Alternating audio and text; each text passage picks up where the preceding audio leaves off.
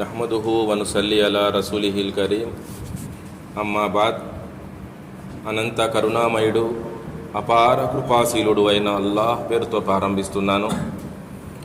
ఆ అల్లాహ్ సర్వలోకాల సృష్టికర్త, సమస్త లోకవాసులకు పోషకుడు, పర్యవేక్షకుడు, పరిరక్షకుడు, తన దాసుల పట్ల గొప్ప మృదు స్వభావి, గొప్ప ప్రేమ మరియు వాత్సల్యం కలవాడు, అమితంగా క్షమించువాడు, అపారంగా కనికరించువాడు, మన పశ్చాత్తాపాన్ని స్వీకరించువాడు, తీర్పు దినపు యజమాని.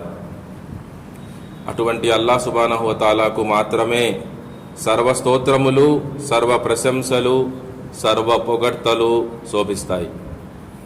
ప్రియమైన ధార్మిక సోదరులారా,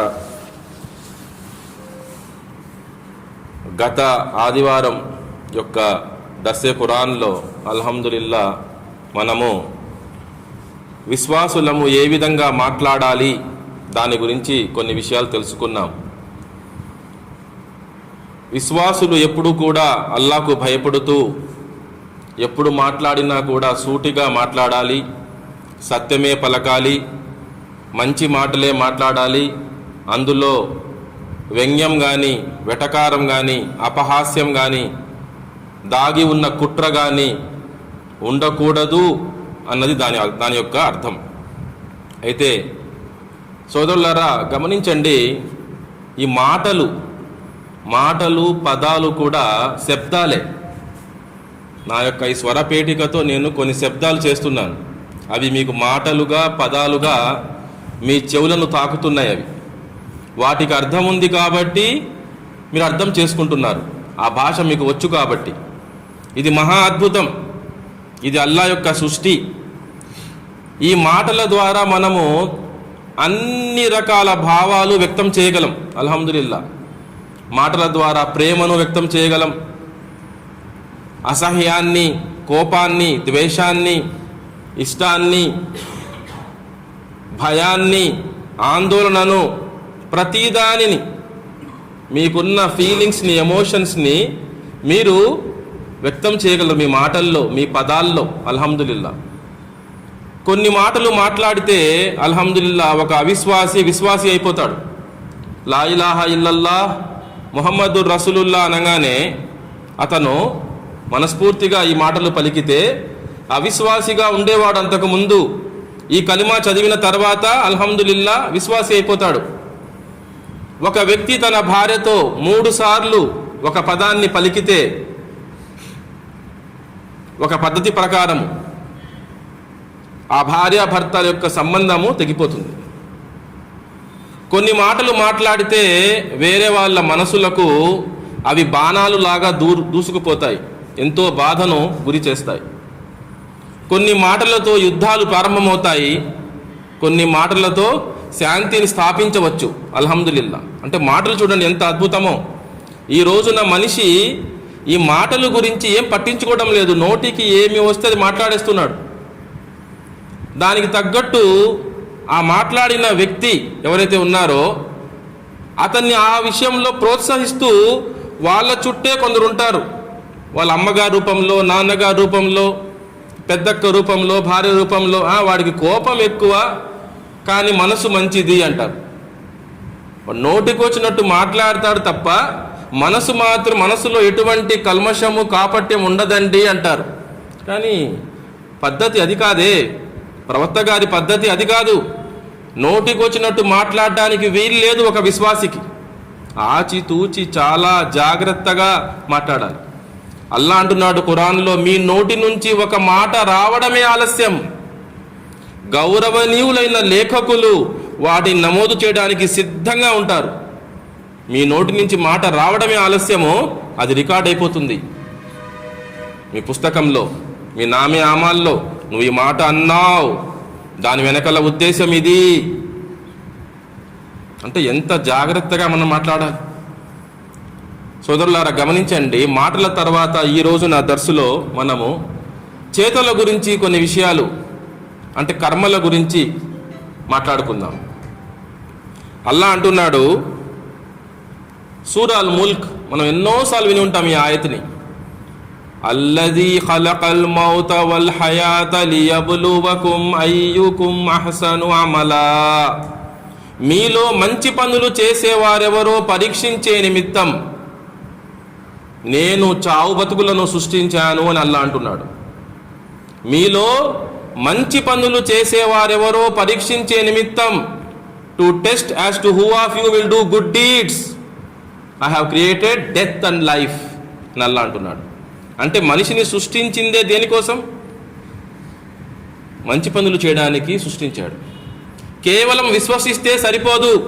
వల్ అస్ర్ ఇన్నల్ ఇన్సాన లఫీ ఖుస్ర్ ఇల్లల్లదీన ఆమనూ వఅమిలుస్ సాలిహాత్ వతవాసౌ బిల్ హక్కీ వతవాసౌ బిస్ సబ్ర్. ఇక్కడ అల్లాహ్ ఏమంటున్నాడు సూరా అల్ అస్ర్లో? నిశ్చయంగా మానవుడు నష్టంలో పడి ఉన్నాడు. నిశ్చయంగా మానవుడు నష్టంలో పడి ఉన్నాడు.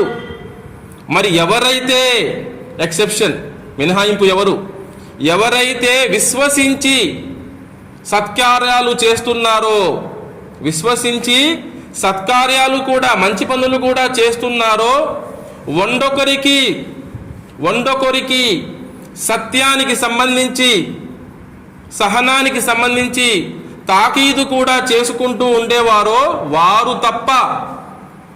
తప్ప మిగతా మానవులందరూ నష్టంలో పడి ఉన్నారు. ఖసారే మేహే. అంటే ఇక్కడ కూడా చూడండి, విశ్వసించిన తర్వాత సత్కార్యాల గురించి ప్రస్తావన వచ్చింది. సత్కార్యాలు చేయాలి మనిషి, మంచి పనులు చేస్తూ ఉండాలి. మంచి పనులు చేయడానికి ఏ అవకాశం వచ్చినా కూడా వదిలిపెట్టకూడదు. గట్టి ప్రయత్నం చేయాలి సోదరులారా. మనం వినే ఉంటాం ఇంగ్లీష్లో, actions and results are separated by time. Actions and results, ఆచరణకు ప్రతిఫలానికి మధ్యలో సమయం ఉంటుంది కొంచెం. మనం అనుకుంటాం ఈరోజు మంచి పని చేస్తాం, మనిషికి అసహనం ఎక్కువ, రిజల్ట్ వెంటనే కావాలంటాడు, ఆశిస్తాడు. రిజల్ట్ రాకపోతే డిసప్పాయింట్ అయిపోతాడు. ఏంటి మనం చేసి ఏం లాభం, ఇంత కష్టపడి ఏం లాభం? వాడు అన్యాయంగా వెళ్తున్నాడు, డబ్బులు గడిస్తున్నాడు, పేరు సంపాదిస్తున్నాడు, బిల్డింగ్ కడుతున్నాడు. మనం నిజాయితీగా ఉండి, ఇంత కష్టపడి విశ్వాసిగా ఉండి ఏంటి ప్రయోజనం? తొందరపాటు ఎక్కువ, అసహనం ఎక్కువ. కానీ జాగ్రత్త వహించాలి. మనం చేసే పనులకు ప్రతిఫలం వెంటనే లభించవచ్చు. Option A or option 1. లేదా కొంతకాలానికి లభించవచ్చు, అల్లా ఇష్టం అది. లేదా మరికొంత కాలానికి లభించవచ్చు, లేదా ఈ ప్రపంచంలోనే లభించవచ్చు, లేదా ఇంకొక రూపంలో లభించవచ్చు. మీరు అనుకుంటున్న రూపంలో కాదు, not in the form in which you are expecting. ఇంకొక రూపంలో లభించవచ్చు. లేదా ఇక్కడ ఏమీ లభించకుండా మీ యొక్క కర్మలకు ప్రతిఫలం, పూర్తి ప్రతిఫలం తీర్పు దినాన లభించవచ్చు. అది మంచి పనైనా కానీ చెడ్డ పనైనా కానీ బాగా గుర్తుంచుకోవాలి. మంచి పనైనా కానీ చెడ్డ పనైనా కానీ కొంతమంది మనసుల్లో కుట్ర దాగి ఉంటుంది. ఏదో ఒకటి చేసేస్తారు, మాకు చాలా తెలివి ఉందనుకుంటారు, ఇది ఎవరు కూడా కనిపెట్టలేరు అనుకుంటారు. అల్లా అంటున్నాడు, అల్లాకు గుండెల గుట్టు సైతం తెలుసు, ఆయన గుండెల గుట్టును సైతం ఎరిగినవాడు అని అల్లా అంటున్నాడు సూరా ముల్క్లో. ఇన్నహు అలీముం బిదాతిస్ సుదూర్. గుండెల గుట్టును కూడా అల్లాహ్ సుబ్హానహు తఆలా బహిర్గతం చేస్తాడు. మీరు ఊహించని చోటు నుంచి ఒకవేళ మీరు తప్పుడు పనులు చేస్తే మిమ్మల్ని కనిపెట్టుకొని ఉన్నవాడు, నిదురించని వాడు, కునుకు కూడా తీయనివాడు, ఏమరుపాటుకు ఎప్పటికీ లోను కానివాడు, అలసిపోనివాడు, నిత్యుడైన అల్లాహ్ సుబ్హానహు తఆలా ఒకవేళ మీరు కుట్ర పన్నితే, బాగా గుర్తుంచుకోవాలి మనందరం కూడా, మీరు ఊహించనైనా చోటు నుంచి అల్లాహ్ తాలా శిక్షను పంపిస్తాడు. అల్లాహ్ రక్షించుగాక. ప్రతిఫలం లభించవలసిందే, ఎవ్వరు తప్పించుకోలేడు. ప్రతి వ్యక్తికి తను చేసిన ఆచరణకు అల్లాహ్ సుబ్హానహు తఆలా పూర్తి న్యాయం చేస్తాడు, అదులు చేస్తాడు. అల్లాహ్ తాలా ఎవరికి కూడా ఇసుమంత కించిత్తు కూడా అన్యాయం జరగదు. ఆయన అల్లా అంటే మనకు అల్లా గురించి ఎటువంటి అభిప్రాయం ఉండాలి? సోదరులారా గమనించండి, సూరా అజ్-జిల్జాల్లో చివరి వాక్యాల్లో అల్లా ఏమంటున్నాడు? ఫమన్ యఅమల్ మిస్కాల జర్రతిన్ ఖైరన్ యరహ్ వమన్ యఅమల్ మిస్కాల జర్రతిన్ షర్రన్ యరహ్. అల్లా అంటున్నాడు, కనుక ఎవరైనా అణువంత ఆటమ్స్ వెయిట్ అణువంత మంచి పని చేసినా అది చూసుకుంటాడు. ఎవరైనా సరే అణువంత సత్కార్యం చేసినా దాన్ని అతని కళ్ళతో అతను చూసుకుంటాడు. అంటే ఏంటి? దాని యొక్క ప్రతిఫలం అతను చూస్తాడు, దాని యొక్క రిజల్ట్ ఏంటో అతను చూస్తాడు. ఎవడు తప్పించుకోడు, ఎవడికి ఏ అన్యాయం జరగదు. మీరు చేసిన మంచి పనికి ఈ ప్రపంచంలో ఎవరు మెచ్చుకోకపోయినా, అసలు ఎవరికి తెలియకపోయినా, ఎవరు ప్రోత్సహించకపోయినా, మీకు ఎవరు అవార్డు, రివార్డు, సర్టిఫికేట్, మెడల్, డబ్బులు ఏమీ ఇవ్వకపోయినా, పొగడకపోయినా, అల్లా సుబ్హానహు వ తఆలా లా యజిల్లు రబ్బీ వలా యన్సా, he neither my lord neither errs nor forgets. నా ప్రభువు తప్పు చేయడు, ఏమాత్రం తప్పు చేయడు, మరుపుకు కూడా గురికాడు, ఏదీ మర్చిపోడు. ప్రతిదీ మనం చేసే ప్రతి మంచి పని, ప్రతి చెడ్డ పని, అన్నిటి విషయాల్లో అల్లా తాలా ఎటువంటి తప్పు చేయడు. ప్రతిఫలం విషయంలో ఏది కూడా మర్చిపోడు. అల్లా తాలా చూడండి ఏమంటున్నాడు తదుపరి వాక్యంలో ఏమంటున్నాడు? మరి ఎవరైనా అణువంత దుష్కార్యం చేసినా కూడా దాన్ని అతను చూసుకుంటాడు, ఎవడు తప్పించుకోడు. ఈ రోజున సోదరులారా, హుకూకుల్లా విషయంలో అయితే మనం జాగ్రత్తగానే ఉన్నాం. ఏదో నమాజులు చేస్తున్నాం, ఒక మూల కూర్చొని జికర్ చేస్తున్నాం, ఎంతో కొంత ఖురాన్ పారాయణం చేస్తున్నాం, గడ్డం దానికదే పెరిగిపోతుంది కాబట్టి వదిలేస్తున్నాం, టోపీ పెట్టుకుంటున్నాం, కుర్తా పైజామా కుట్టించుకుంటున్నాం. ఇతరుల హక్కుల విషయంలో వాళ్ళ హక్కులను కొల్లగొడుతున్నాం. సొంత సోదరిమణుల హక్కులను, భర్త యొక్క హక్కులను భార్య యొక్క హక్కులను భర్త, సంతానం యొక్క హక్కులను తల్లిదండ్రుల యొక్క హక్కులను సంతానం, భాగస్వాములుంటే పార్ట్నర్షిప్లో వాళ్ళు కూడా ఈ హక్కుల ఉల్లంఘనానికి పాల్పడుతున్నారు. ఎందుకు? ఒక పక్క జ్ఞానం లేదు, ఒక పక్క సంకల్పంలో దోషం ఉంది. నియతి అచ్చి నహీ, సంకల్పంలో దోషం ఒక పక్క జ్ఞానం లేదు, చెడు బుద్ధి కూడా ఉంది తోడు. ఇంకా శైతాన్ కూడా ఉన్నాడు. జ్ఞానం లేని వాడికి కంపానియన్గా ఉండేది ఎవడు? సహవాసిగా శైతాన్. వాడు చెడ్డ విషయాన్ని, చెడ్డ దారిని మంచిగా చేసి చూపిస్తాడు, మనకు సహవాసిగా ఉంటాడు.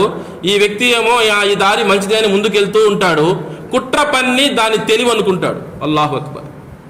ప్రతిఫలం దానికి ఏమి రాలేదు కదా, ఈ ప్రపంచంలో నాకేమి కాలేదు కదా అనుకుంటాడు.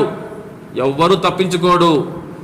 అణువంత ఆటమ్స్ వెయిట్, మీరు చేసిన చెడ్డ పని అణువంత ఆటమ్స్ వెయిట్.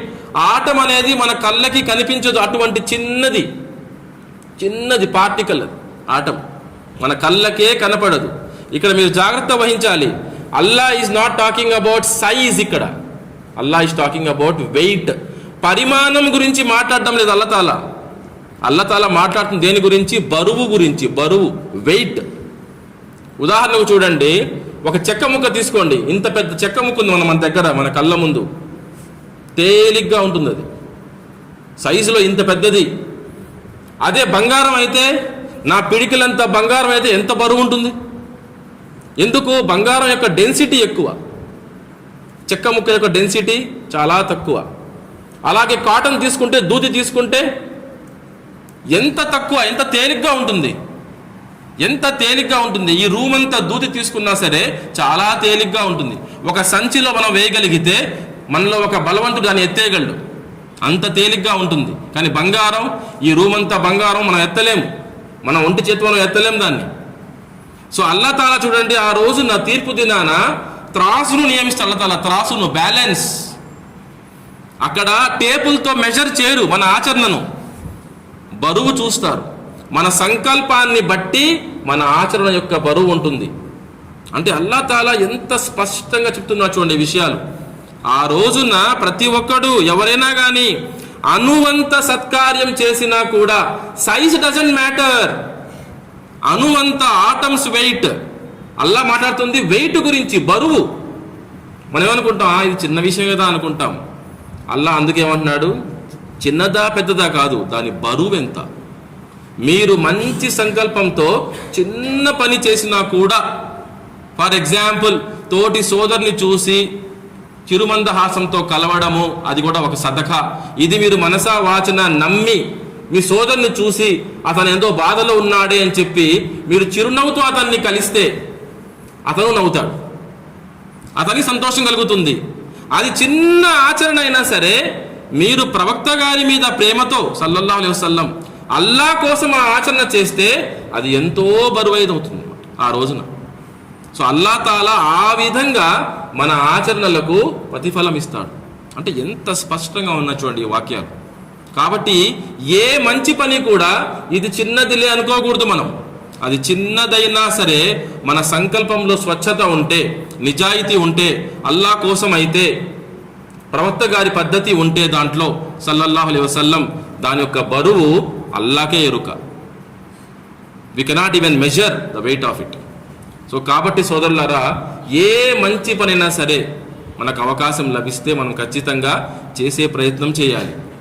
దాని యొక్క పూర్తి ప్రతిఫలం మనకి ఇక్కడ దక్కకపోయినా, ఇక్కడ ఎంతో కొంత దక్కినా కూడా, ఒకవేళ బోనస్గా ఇక్కడ దక్కినా కూడా అక్కడ అల్లాహ్ తాలా ఏమాత్రం తగ్గించడు. కాబట్టి ఏమిటంటే మనం ఎప్పుడూ కూడా మంచిగా మాట్లాడాలి, మన ఆచరణ కూడా మంచిగా ఉండాలి, ప్రవక్త గారి పద్ధతి ప్రకారము ఉండాలి సల్లల్లాహు అలైహి వసల్లం. అల్లాహ్ తాలా మనందరికీ ఏ విషయాన్ని ఏ విధంగా అర్థం చేసుకోవాలో ఆ విధంగా అర్థం చేసుకునే సద్బుద్ధిని, సౌభాగ్యాన్ని ప్రసాదించుగాక. మనందరి పాపాలు మన్నించబడి మనం అందరము కూడా అల్లాహ్ యొక్క నరకం నుంచి రక్షించబడి అల్లాహ్ యొక్క ప్రసన్నత సాధిస్తూ జన్నతుల్ ఫిర్దౌస్లో చేరుగాక. ఆమీన్. వా ఆఖిరు దావానా అనిల్ హమ్దులిల్లాహి రబ్బిల్ ఆలమీన్. సుబ్హానల్లాహి వ బిహమ్దిహి సుబ్హానకల్లాహుమ్మా వ బిహమ్దిక అష్హదు అల్లా ఇలాహా ఇల్లా అంతా అస్తగ్ఫిరుక వ అతూబు ఇలైక్.